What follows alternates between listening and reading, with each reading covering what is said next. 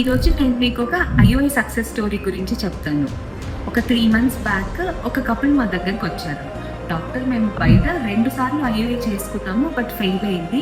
మాకు ఇంకా అసలు పిల్లలు పుట్టదా, అసలు ఫర్దర్ ట్రీట్మెంట్స్కి హోప్ లేదా అని. ఇంత పర్ఫెక్ట్గా మానిటర్ చేసిన ఐఓఐ ఎందుకు ఫెయిల్ అవుతుంది తెలుసుకుందాం.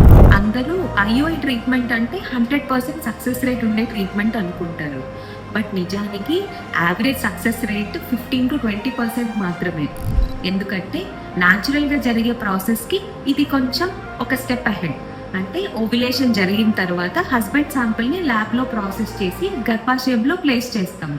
బట్ దాని తర్వాత ఎగ్ స్పర్మ్ కలిసి ఒక ఎంబ్రియో ఫామ్ అవ్వడము, దాని తర్వాత అది వచ్చి గర్భాశయంలో అతుక్కోవడం, ఇదంతా న్యాచురల్గానే జరగాలి.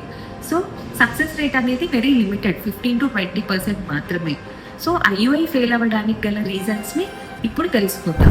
1, ఎగ్ అండ్ స్పర్మ్ క్వాలిటీ. బాడీలో రిలీజ్ అయ్యే ఎగ్ క్వాలిటీ బాగున్నప్పుడే గుడ్ క్వాలిటీ ఎంబ్రియో ఫామ్ అవుతుంది.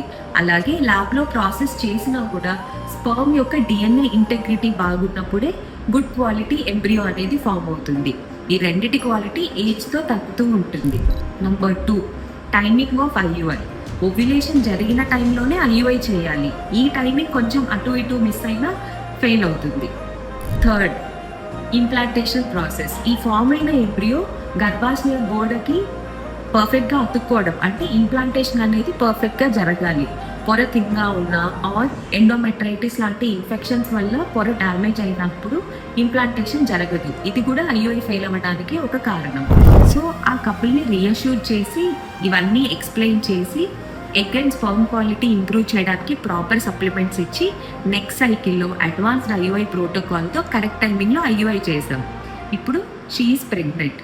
సో ఒకసారి ఐఓఐ ఫెయిల్ అయినంత మాత్రాన ఇంకా హోప్ లేదు అని అనుకోకండి.